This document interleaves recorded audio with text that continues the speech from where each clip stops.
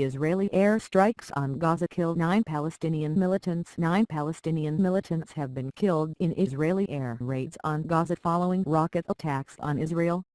Hamas said 6 members of its military wing died in a strike near Rafah in the south. 3 others died in separate airstrikes in response to rocket and mortar fire on Israel. Later, the rocket struck near the southern Israeli city of Beersheba.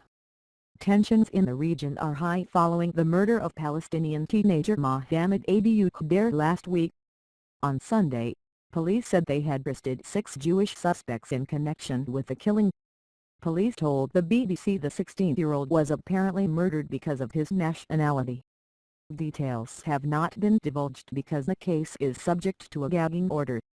Mohammed Abu Khdair's killing followed the murder of 3 Israeli teenagers in the occupied West Bank, whose bodies were found a week ago. Israel says 2 members of Hamas abducted and killed the youths, but it has denied any involvement. Call for revenge. Emergency services in Gaza confirmed only 2 deaths from the airstrike in Rafah, but 4 others are believed to be buried under the collapsed site.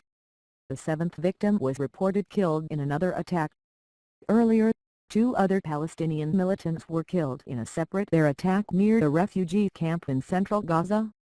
The Israeli military said the strikes were in response to at least 25 rocket and mortar attacks on Israel on Sunday. It said the air raids targeted terror sites and concealed rocket launchers. But Hamas's military wing, the Izzatain al-Qassam brigades, vowed that Israel would pay a tremendous price. On Monday morning, the Israeli military said the rocket had struck the Beersheba area, 50 kilometers 31 miles from Gaza. An Israeli military patrol had also been attacked near the security fence along the border with Gaza, apparently with an anti-tank missile and firearms, it added. The BBC's Kevin Conley in Jerusalem says Israel has arrested hundreds of members of Hamas during its search for the kidnappers of the 3 Israeli teenagers. That may help to explain the sudden intensification of rocket fire from Gaza, he says.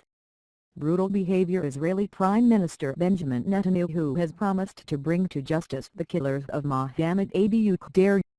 Mr. Netanyahu's office said on Monday that he had spoken with the teenager's father, Hussein, offering his condolences and expressing his outrage at the reprehensible murder. "We acted immediately to apprehend the murderers. We will bring them to trial and they will be dealt with to the fullest extent of the law," it quoted him as telling Mr. Abu Khdair. "We denounce all brutal behavior.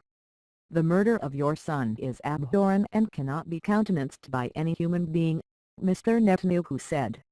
Mohammed Abu Khdair was abducted on Wednesday morning and found dead hours later. He had reportedly been burnt to death.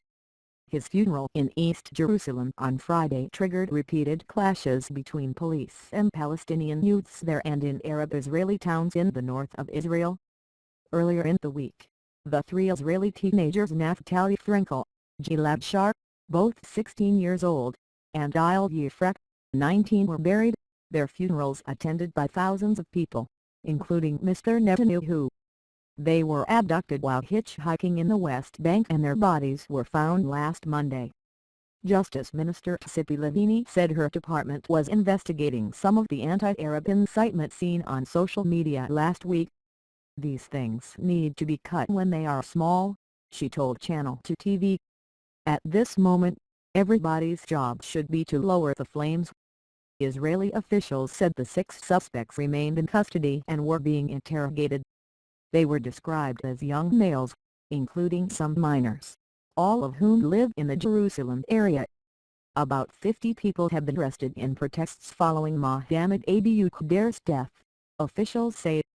Among them was the victim's 15-year-old cousin, a United States citizen, whose family says he was beaten by Israeli security forces.